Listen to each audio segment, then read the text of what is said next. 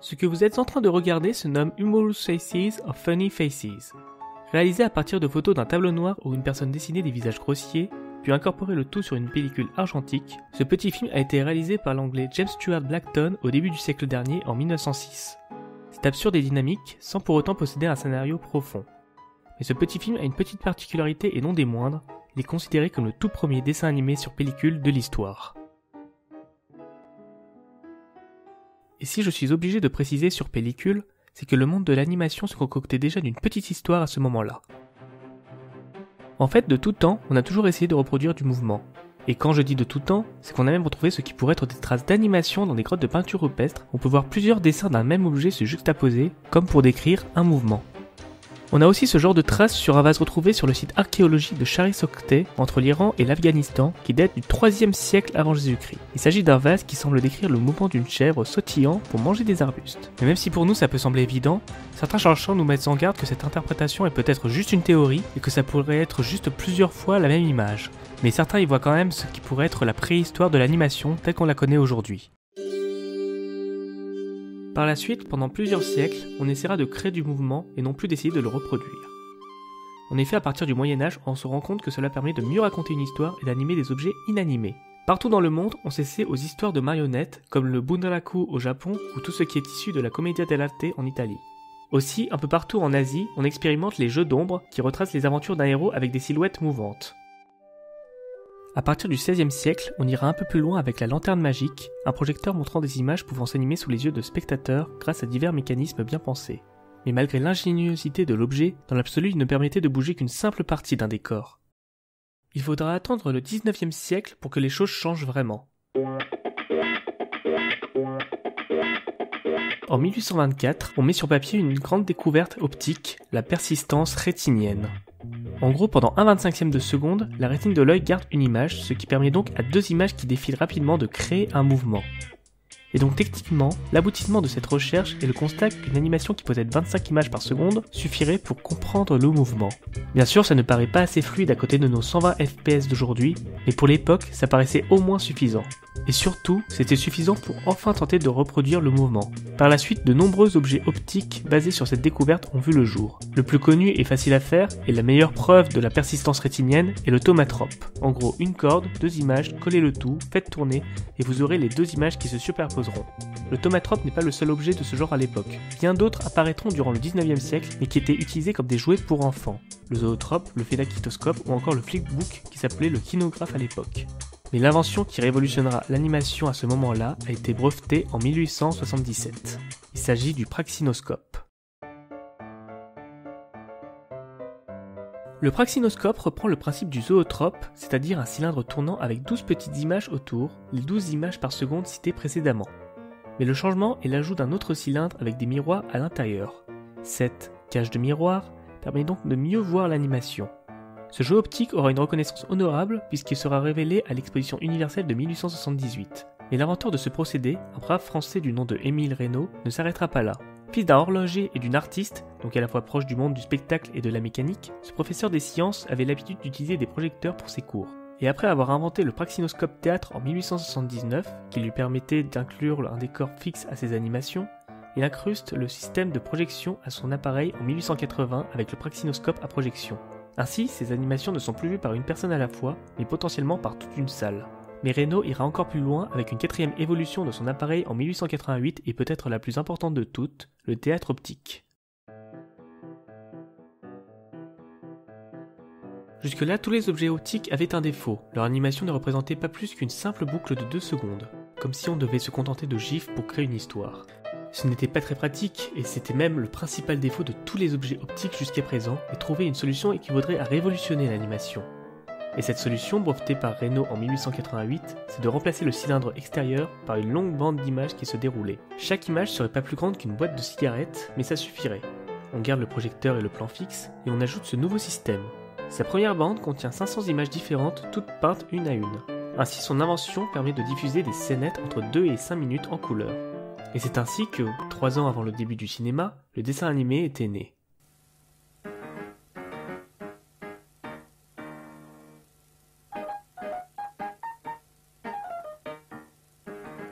Séduit par l'invention, le musée Grévin offre une opportunité à Reynaud, faire projeter des scénettes devant un public. C'est ainsi qu'une collaboration commence en 1892 qui durera jusqu'en 1900. C'est le début des Pantonymes lumineux, l'un des plus grands spectacles des années folles parisiennes.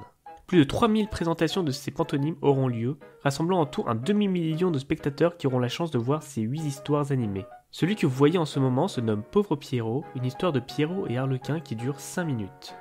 On raconte même que les frères Lumière et Thomas Edison se seraient inspirés, voire même auraient peut-être copié le principe de la bande tournante pour pouvoir créer les bobines.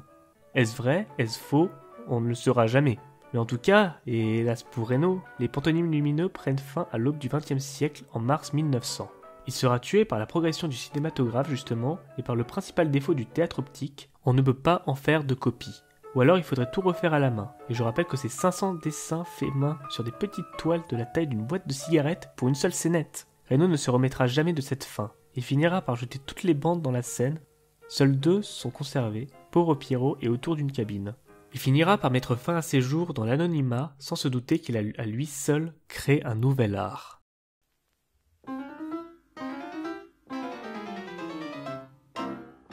Au début du XXe siècle, le cinématographe est en plein essor et constitue déjà en soi une grande avancée dans l'animation. Le début du XXe siècle est vraiment marqué par l'envie d'impressionner le public sur grand écran à l'aide de l'invention de base des frères Lumière. On cherchera toujours à aller plus loin avec l'utilisation d'astuces d'animation grâce notamment à un procédé, l'arrêt de la caméra. Cette technique, imaginée en 1895 par William Hays et Alfred Clark, et popularisée par Georges Méliès, est l'effet de trucage le plus ancien du cinéma et un procédé qui offre un panel infini d'effets spéciaux. Même s'il est principalement utilisé pour des trucages, il sera au cœur d'une publicité pour allumettes en 1899. Réalisé par Arthur Melbourne Cooper, il propose un clip de moins d'1 minute réalisé intégralement image par image, ce qui constitue déjà en soi une petite révolution.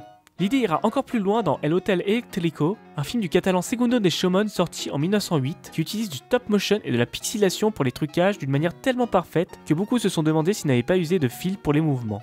L'arrêt de la caméra est une technique qui permet à Georges Méliès et ses confrères de côtoyer l'irréalisme et l'imaginaire. Donc pourquoi pas tenter la même chose, mais avec des dessins? C'est dans cette idée que sort le film que je vous ai présenté au début, Humorous Faces of Funny Faces de Blackton. Ça ne sera pas le premier coup d'essai de ce Britannique qui avait déjà réalisé The Enchanted Drawing en 1900, qui propose déjà quelques timides séquences animées. Mais une étape sera vraiment franchie avec ce film-ci. Aidé de son studio Vitagraph Company, société rachetée par la Warner Bros en 1925, il réalisera le tout premier dessin animé sur support argentique de l'histoire. Aucune histoire, juste une suite de scénettes animées en 20 fps, qui permet essentiellement de montrer toute l'étendue du procédé. Cela dit, voyant l'animation plus comme une curiosité, un moyen de faire du trucage et pas comme une réelle optique d'industrie, il s'arrêtera ici.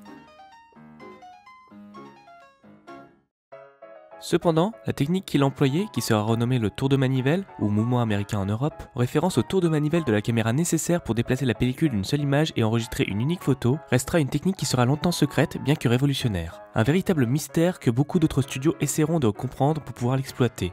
Le premier qui réussit à craquer la technique est un Français caricaturiste et artiste du nom d'Émile Cole.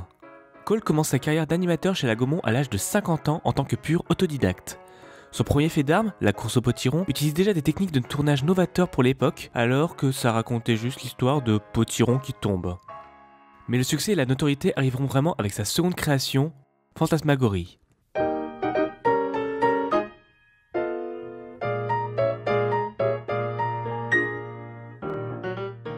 Réalisé en 1908, Fantasmagorie est son premier vrai dessin animé, et pourtant, sur ces 2 minutes et 700 images, on y retrouve tout ce qui fait le dessin animé du début du siècle. Un univers surréaliste, des déformations de personnages, voire même des métamorphoses, des bagarres avec aucune goutte de sang, et surtout une personnalisation et dans l'absolu, le premier dessin animé qui retrace les aventures d'un personnage. Son personnage, Fantoche, est considéré comme la première vraie figure marquante issue du cinéma d'animation sans pour autant être identifiable, et son œuvre comme une esquisse de ce qu'on appellera plus tard le cartoon. Après ce succès, la Gaumont en commandera d'autres. Ce sera au total 40 mini-films de Fantoche qu'il fera pour ce studio, et un total de 300 films au cours de sa carrière, dont plusieurs cartoons à portée éducative. Il mourra dans la misère en 1938, comme beaucoup d'autres créateurs d'animation. Celui qui reprendra le flambeau par la suite sera un Américain, Winsor McCay. Avant tout dessinateur de la BD Little Nemo, œuvre qui a beaucoup inspiré Miyazaki et Moebius notamment, il lui dédiera son premier dessin animé, un film sur 4000 images qui sortira en 1911. La légende raconte qu'il a réalisé ce film suite à un pari, comme le prouve le petit clip qui précède sa création. Mais Paris est réalisé avec brio, le dessin animé est beau et conquiert tous les spectateurs. Son dessin est déjà dynamique, burlesque et utilise même la couleur rajoutée directement sur les pellicules comme c'était la commodité à l'époque. Certaines techniques connues dans le monde de l'animation verront le jour dans ce clip, comme les boucles ou les poses clés. C'est son premier film et il est déjà novateur. McKay réalisera un nouveau film l'année suivante, Oh Mosquito Operates, un petit film qui restera également assez beau. Mais son plus gros succès arrivera 2 années plus tard avec sa 3e création. Jusque-là, et malgré la découverte de Blackton, Cole et McKay, la technique du tour de manivelle restait bien cachée et toute personne désirant faire de l'animation se devait de résoudre le mystère derrière. C'était limite une obligation, comprendre comment ça marche soi-même pour pouvoir le maîtriser. Et le secret valait cher, on raconte même que des journalistes auraient essayé d'espionner Emil Cole pour mettre la main dessus. Mais ce mystère prit fin finalement le 8 février 1914 dans le Palace Theatre à Chicago, où McKay balance tout. Mais pas que. Durant cette représentation qui marqua l'histoire de l'animation, on retrouve McKay avec un fouet et devant un énorme projecteur. Et devant un public totalement dans l'expectation, il annonce l'arrivée d'un nouveau personnage, Gertie le dinosaure. Et soudain, un géant diplodocus apparaît dans un décor dans le projecteur. Il s'avance, mange un arbre, danse, et surtout obéit à son dessinateur comme un petit chien. Et de l'autre côté de l'écran. À la fin, McKay le rejoint carrément dans l'écran et s'en va. C'est une vraie prouesse artistique, un vrai show totalement méta, mais aussi le premier dessin animé avec un décor et surtout un personnage identifié, possédant une personnalité propre et analysable et pour qui on peut s'attacher. McKay fera le tour des USA pour présenter son œuvre, mais surtout, cet épisode lancera totalement l'industrie du cinéma d'animation. Pourtant, ce n'est pas ce qu'il désirait.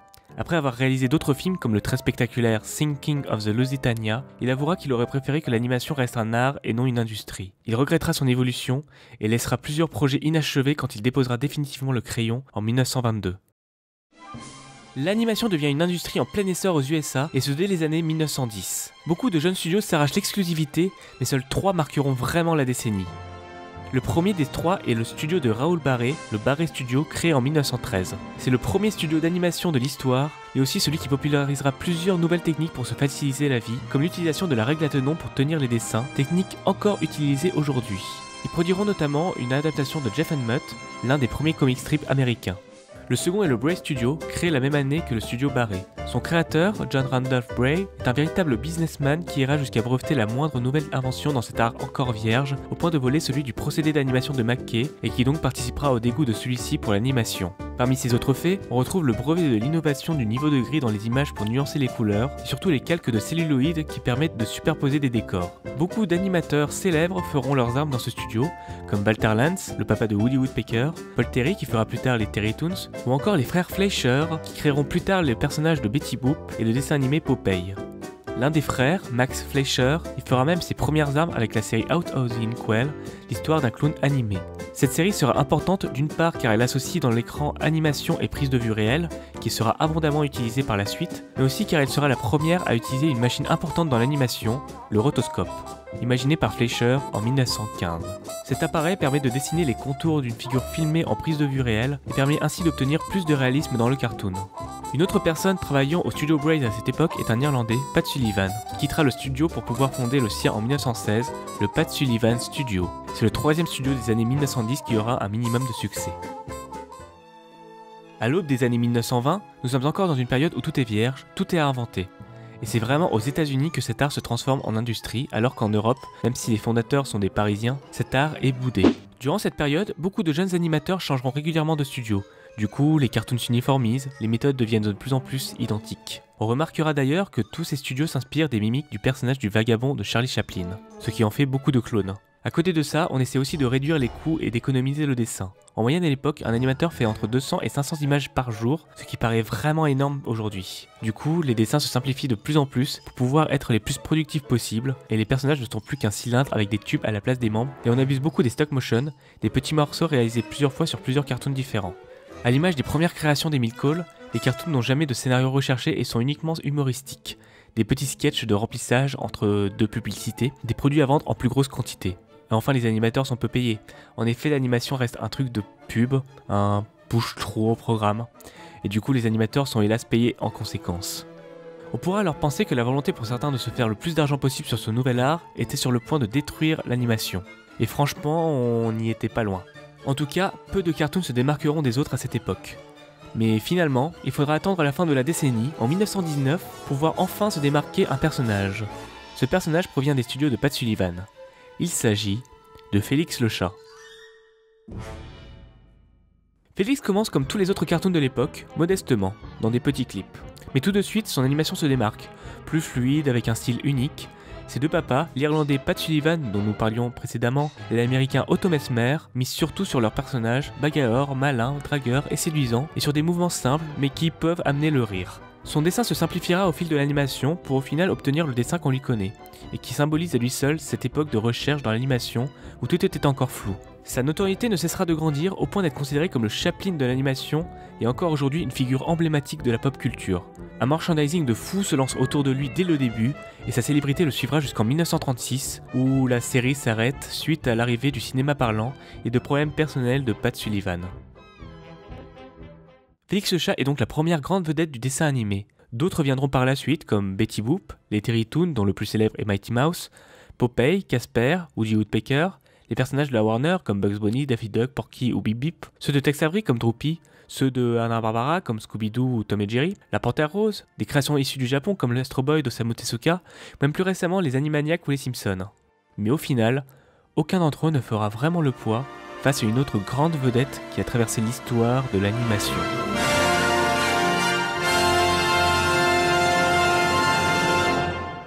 Ainsi s'achève cette courte introduction sur l'histoire de l'animation. Nous avons donc pu voir comment nous sommes arrivés de simples gadgets du 19e siècle jusqu'à l'animation d'aujourd'hui. En effet, nous nous sommes arrêtés vers 1922, mais il y a tant de choses à dire encore sur l'animation, et c'est ce que je souhaiterais vous partager à travers cette nouvelle chaîne YouTube qui se concentrera exclusivement sur les studios Disney. Ainsi, je vous ferai découvrir l'histoire de Walt et ses amis, de Kansas City jusqu'à ses studios en Californie à Burbank. Et en plus de leur histoire, nous verrons comment ces dessins animés de votre enfance et de la mienne ont été imaginés et fabriqués et quelle portée ils ont eu sur nos vies. Mais ça, on verra ça plus tard. En tout cas, j'espère que cette vidéo introductive vous aura plu. Elle avait vraiment pour but de poser le décor avant d'entamer les choses sérieuses. L'idée était vraiment de ne pas vous abandonner dans un milieu trop inconnu et que vous ayez au moins les armes nécessaires pour comprendre ce qui va suivre. Parce que dès le prochain épisode, nous parlerons de ces quelques animateurs qui évolueront dans ce flou artistique et qui chercheront à tout prix à sortir leur épingle du jeu. En tout cas, pour continuer l'aventure, je vous invite à me suivre sur Twitter et à vous abonner à la chaîne. Et si vous êtes sympa, partagez. À très vite!